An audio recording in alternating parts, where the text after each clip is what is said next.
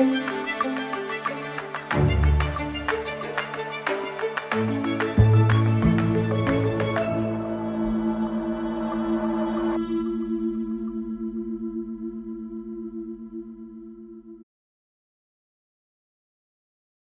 ever wonder about last names?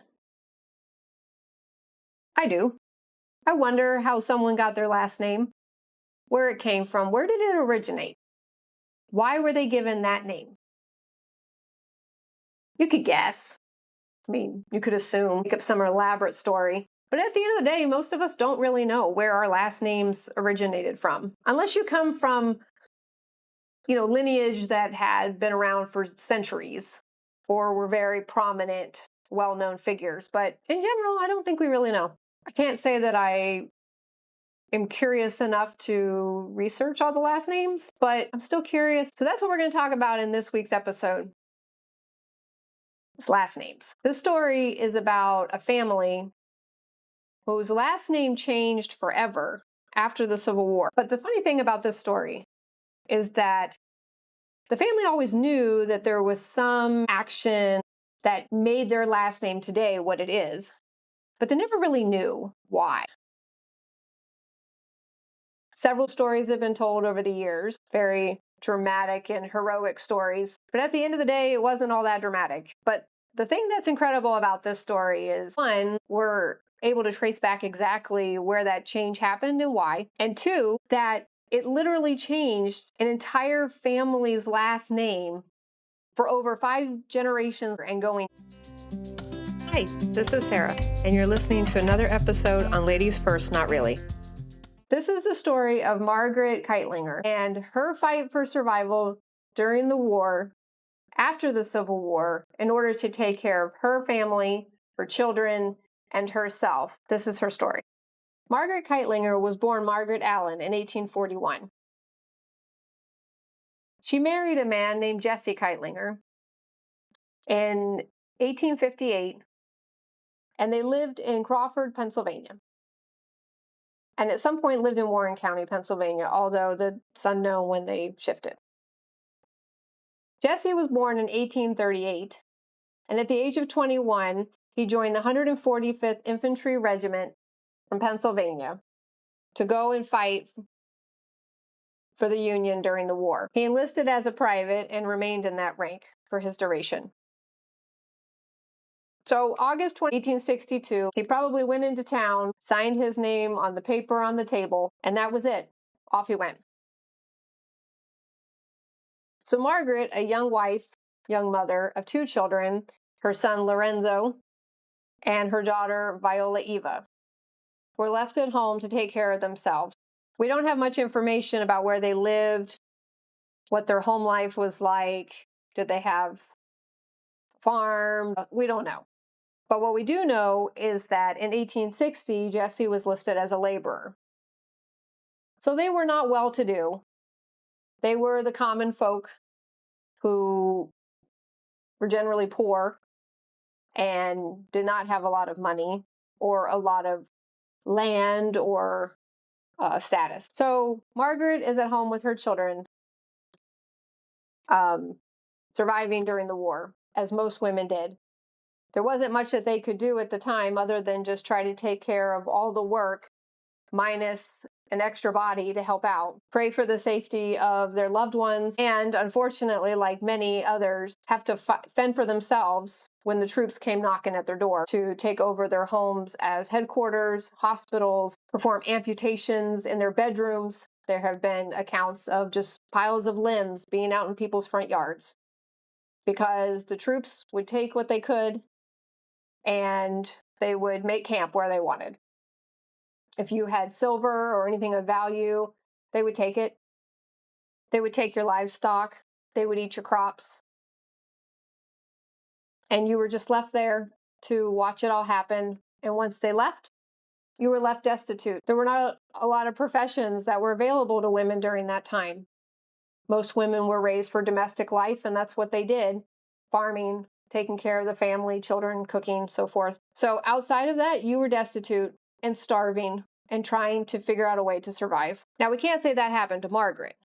but that was the general climate and life for women during the war, especially in the South. So Jesse is fighting for his country. His regiment ended up seeing several battles in Virginia specifically, and those battles were pretty large scale. They fought in the Spotsylvania and Fredericksburg Battle, Battle of Chancellorsville in Virginia, Battle of Gettysburg, Pennsylvania, Bristow Station, Virginia, Auburn, Virginia, Battle Wilderness of Virginia, Spotsylvania Courthouse, also known as Bloody Angle, Cold Harbor, Virginia, which is south near Richmond, and Deep Bottom in Petersburg, Virginia. Now, Deep Bottom actually had 2 battles, and after surviving all of those battles, where slaughter was horrendous across both sides,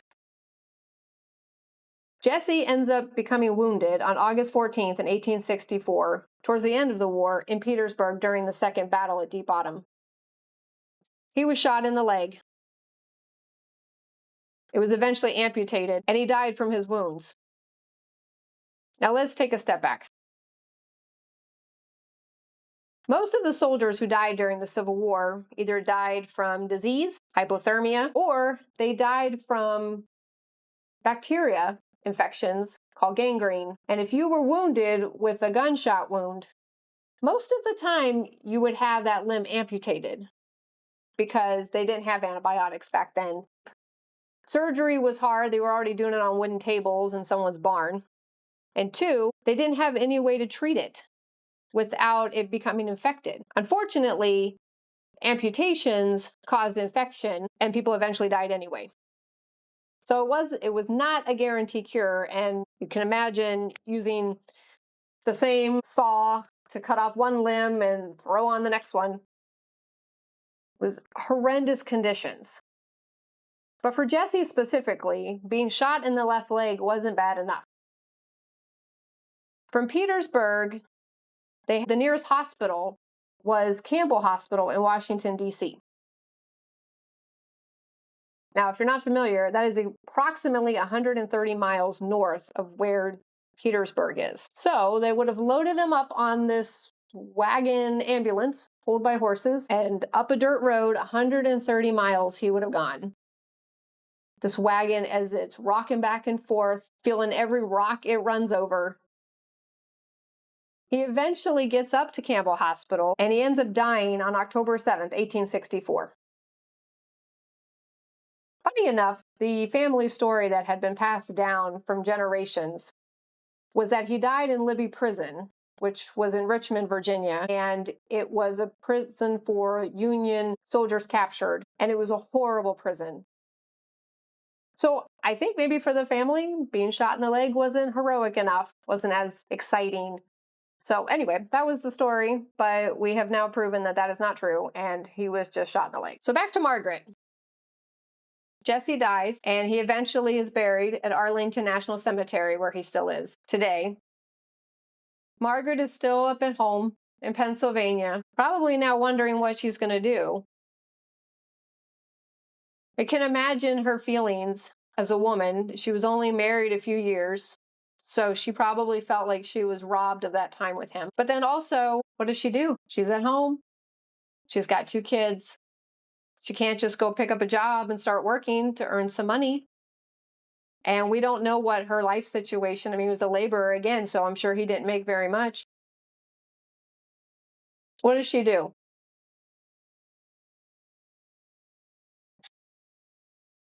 You know, women in that time, a lot of them, if they didn't have a young man that they could marry again, a lot of them resorted to marrying men that were 50 years older than them. The ones that were too old to fight or, had been injured. But women resorted to what they could. And unfortunately, a lot of times it was not an ideal happy ending. But thankfully for Margaret, that's not the case. We end up finding out that she remained in Pennsylvania after Jesse's death with both of her children, and she ended up remarrying a man named John A. Goss. He was a Canadian, so he didn't fight in the war. But he was also about her age. He was born around 1840, somewhere in Canada. We're not sure how they met, or if they knew each other beforehand, or if they met later, but around 1864, between 1864 and 65, she got remarried. Didn't think much of it. except that as a war widow, Margaret was able to file a pension against Jesse's death, to where the government would provide some funding for her as a supplement. And on that pension, she lists John Goss as the children's guardian. And she filed that September 20, 1865. And it's listed that in 1870 on the census, he's 40 years old and was a carpenter by trade. I'd like to think that he came from Canada when the war was over to visit Pennsylvania, fell in love with its beautiful landscapes, met Margaret, and they lived happily ever after. But who knows? Maybe that's true. We know the family, his last name is Goss. Clearly, the children took on John's last name. If after 5 generations later, they went from Kightlinger to Goss, he adopted them as their guardian, and they grew up with him as their father. And he must have been an influential figure in their lives, because Margaret's oldest son, Leonard, ended up taking the Goss name and really officially ending the Kightlinger lineage through that branch. And Goss carries all the way through from 1865 to today. So Margaret and John remarried, and they end up moving to Titusville, Pennsylvania, where John ends up becoming an oil refiner. And they live there for several years and have several other children. But sadly, Margaret died at an early age. She died at the age of 57 in 1903 from tuberculosis. There wasn't much on her daughter, Viola Eva, and there's been misconceptions on whether she died young or lived later, but we were able to find that she did, in fact, she got married and ended up living a full life. John Goss ends up living until 1908, and he actually worked for John Schwartz, which was an oil refiner there in Titusville, Pennsylvania. John ended up dying from abdominal tumor. Was based on his death certificate. And like I said, Margaret died from tuberculosis. Eva ended up living a full life and married a man named Elmer Ettinger. And she moved to Buffalo, New York. She lived until 1941, ended up outliving her brother, Leonard. Leonard died at the age of 77 in 1941. Now, the Titusville Herald in 1903 listed Margaret's obituary. It's a testament to who she was and her character. It says, "The death of Mrs. Margaret Goss, a well-known woman passed away at her Central Avenue home, wife of John Goss, died at the family residence late Tuesday afternoon. The disease causing dissolution was tuberculosis of the lungs. Her illness was long, but it was not until the last Saturday that she was compelled to seek her bed. She was born 57 years ago and had resided in Titusville about 35 years. Her husband was an oil refiner at one time and was last employed by John Schwartz. The family was well and favorably known throughout the city, and Mrs. Goss was a woman with an extensive acquaintance. She was kind and charitable, often willing to surrender her personal convenience and comfort for the benefit of those less fortunate than she. She was a member of the Methodist Episcopal Church, a Christian woman loved by her family and admired by her entire circle of friends. Besides the bereaved husband, she is survived by several children, and she was buried in Greenwood Cemetery, where John would follow her 5 years later." But this story is extraordinary because it captures life for women during the Civil War and how the death of a husband, of a father, of a fiance changed their courses forever. So many men died during the war that there were very few young men left. And the ones that came back home, a good portion of them were incredibly disabled from either missing limbs. PTSD is not something that was talked about or known then, but I have no doubt that was very prevalent. So Margaret did what most women had to do. Thankfully, this was a happy ending story for her. But the cool part of this story is that this man stepped up to be a father for these 2 children, and it's changed a family's history forever. And the nice thing is that we have an opportunity to see what kind of person she really was, that she was kind and charitable. Even living through what she did, she was still there to help other people. That's who she was. And it's a real testimony to the legacy that she leaves behind. I hope you enjoyed this story. Until next time.